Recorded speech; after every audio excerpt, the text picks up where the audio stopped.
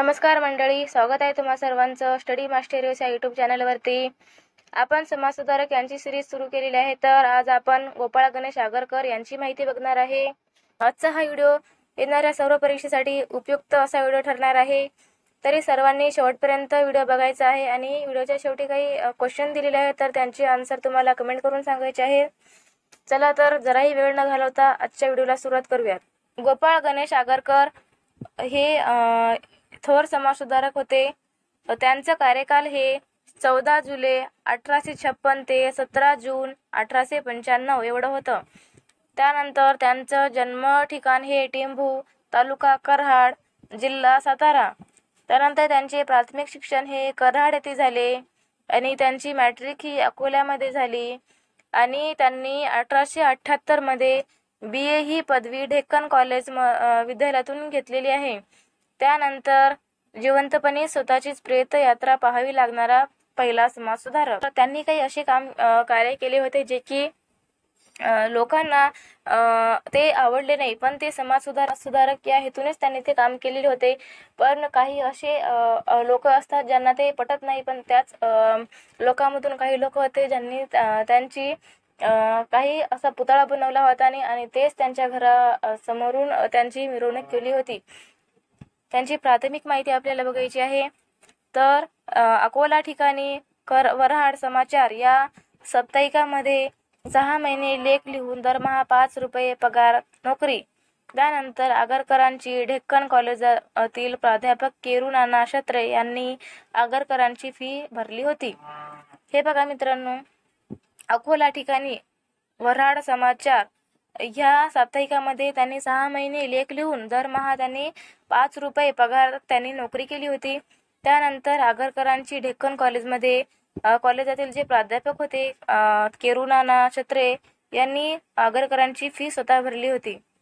त्यांचे काही प्रभाव तर हर्बर्ट स्पेन्सरचे sociology and ethics, first principle social statistics, first principle of ethics volume 2, essay on education and kindred subject. त्यानंतर गिबनच्या decline and fall of Roman empire पुस्तकाने त्यांच्यावर जास्त प्रभाव केला होता।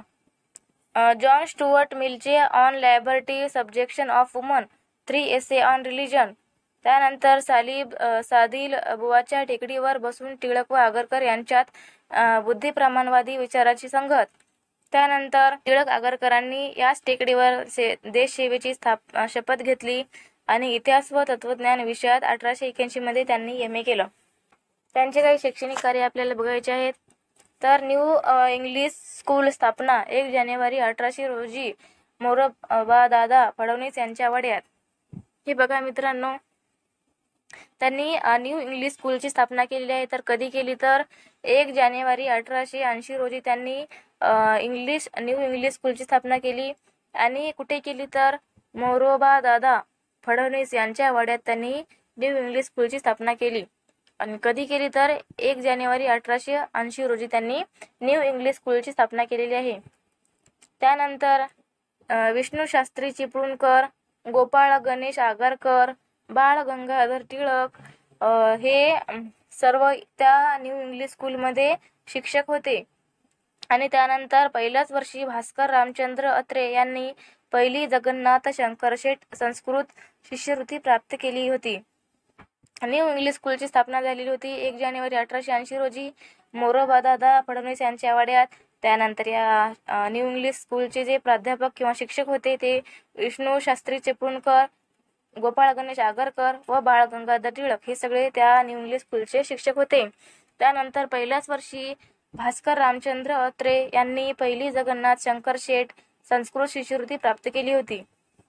ठीक आहे मित्रांनो, समोर बघूया। खूप सोपी अशी माहिती काढलेली आहे आणि हे लक्षात ठेवायला पण खूप सोपं जाणार आहेत, कारण की आपण इथे मेन पॉइंटच घेतलेले आहेत। फर्ग्युसन कॉलेजची स्थापना केलेली आहे। तर फर्ग्युसन कॉलेजची स्थापना त्यांनी कधी केली तर 2 जानेवारी 1885 मध्ये त्यांनी फर्ग्युसन कॉलेजची स्थापना केली। तर या फर्ग्युसन कॉलेजचे नाव त्यांनी गव्हर्नर फर्ग्युसन यांच्यावरून त्यांनी नाव दिलेले आहेत आणि गव्हर्नर फर्ग्युसनचे नाव देण्यास आगरकर व टिळकांचा विरोध नव्हता. त्यानंतर केसरी व मराठा वृत्तपत्रातून कॉलेजवर टीका केली जात होती. आणि त्यानंतर कॉलेजचे पहिले प्राचार्य हे वामन शिवराम आपटे होते. आणि आगरकर या कॉलेजमध्ये ग्रीस व रोमचा इतिहास शिकवत असत. आणि 1892 ते 1895 आगरकर हे प्राचार्य झाले होते या कॉलेजचे. बघा मित्रांनो, इथे आपण बघू शकतो की फर्ग्युसन कॉलेजची स्थापना कधी झाली तर 2 जानेवारी 1885 मध्ये फर्ग्युसन या कॉलेजची स्थापना झाली. त्यानंतर या कॉलेजचे नाव गव्हर्नर फर्ग्युसन यांच्यावरून देण्यात आले होते. गव्हर्नर फर्ग्युसनचे नाव देण्यास आगरकर व टिळकांचा विरोध नव्हता. त्यानंतर केसरी व मराठा वृत्तपत्रातून कॉलेजवर टीका केली जात होती. आणि या कॉलेजचे पहिले प्राचार्य कोण होते तर वामन शिवराम आपटे हे या कॉलेजचे पहिले प्राचार्य होते. त्यानंतर या कॉलेजमध्ये आगरकर काय शिकवत होते तर आगरकर हे ग्रीस व रोमचा इतिहास शिकवत असत. आणि ते या कॉलेजचे प्राचार्य कधी झाले तर 1892 ते 1895 मध्ये आगरकर या कॉलेजचे प्राचार्य झाले होते. ठीक आहे मित्रांनो, त्यांनी सुधारक वृत्तपत्र याची पण स्थापना केलेली आहे. तर सुधारक वृत्तपत्राची स्थापना त्यांनी कधी केली तर 15 ऑक्टोबर 1888 मध्ये त्यांनी सुधारक वृत्तपत्राची स्थापना केलेली आहे. तर ही स्थापना त्यांनी दसरा सण मुहूर्तावर केलेली आहे. त्याचनंतर त्याचे उद्घाटक हे गोपाळकृष्ण गोखले होते. आणि याची भाषा मराठी व इंग्रजी दोन्ही होती. आणि या इंग्रजी विभाग कोणाकडे होता तर नामदार गोखले यांच्याकडे इंग्रजी विभाग होता आणि आगरकर यांच्याकडे मराठी विभाग होता. बघा मित्रांनो, आपण इथे बघू शकतो की सुधारक वृत्तपत्राची आगरकरांनी स्थापना केलेली आहे 15 ऑक्टोबर 1880 मध्ये. आणि दसरा सण या मुहूर्तावर त्यांनी या वृत्तपत्राची स्थापना केलेली आहे. आणि याचे उद्घाटक कोण होते तर याचे उद्घाटक गोपाळकृष्ण गोखले हे होते. आणि याची भाषा इंग्रजी व मराठी दोन्ही पण होती. आणि इंग्रजी विभाग हे नामदार गोखले यांच्याकडे होते आणि मराठी विभाग हे आगरकर यांच्याकडे होते. आणि सुधारक वृत्तपत्र यांचे काही विषय होते. तर या सुधारक वृत्तपत्रामध्ये कोणकोणते विषयावर ते वृत्त लिहित असत तर अनाथांचा वाली कोणी नाही, त्यानंतर विद्यापीठाचा कला शाखेचा त्रैवार्षिक शिक्षणक्रम अत्यंत कष्टावह झाला असल्याची टीका व देशी भाषेला प्रोत्साहन देण्यासाठी, त्यानंतर समज नाही हेच म्हणजेच बालिका विवाह वृद्ध विवाह याच्यावर या वृत्तपत्रातून टीका केली जात होती. त्यानंतर दारूबाजी, त्यानंतर मूर्तिपूजेचा उद्रेक असे काही जे विषय होते याच्यावर या वृत्तपत्रातून टीका केली जात होती. त्यानंतर आणखी काही विषय होते जसे की आम्हा पुरुषांचा पेहराव, त्याच्यानंतर शहाण्यांचा मूर्खपणा, विधवांचे दुःख मांडले, त्यानंतर पांचजन्याचा हंगाम, त्यानंतर व प्रेतसंस्कार हे अशा काही विषय होते ज्या या वृत्तपत्रातून मांडल्या गेलेले होते. इथे आपण बघू शकतो मित्रांनो, विकास विलसित या नावाने शेक्सपियरच्या हॅमलेट नाटकांचे भाषांतर त्यांनी केलेले आहे. कोणाचे नाटकाचे भाषांतर केले तर विकार विलसित या नावाने शेक्सपियरच्या हॅमलेट नाटकाचे भाषांतर केले. त्यानंतर डोंगरीच्या तुरुंगातील आमचे 101 दिवस हा त्यांनी ग्रंथ लिहिलेला आहे. आणि गुलामगिरीचे शस्त्र, त्यानंतर फुटके नशीब हे आत्मचरित्र त्यांनी लिहिलं. आणि 1934 साली त्यांनी आगरकर हायस्कूल ही मुलींची शाळा सुरू केली. मुलींची शाळा कधी सुरू केली आणि कोणत्या नावाने सुरू केली असा प्रश्न जर विचारला तर याचे योग्य आन्सर आहे 1934 साली आगरकर हायस्कूलची मुलींची शाळा सुरू केली.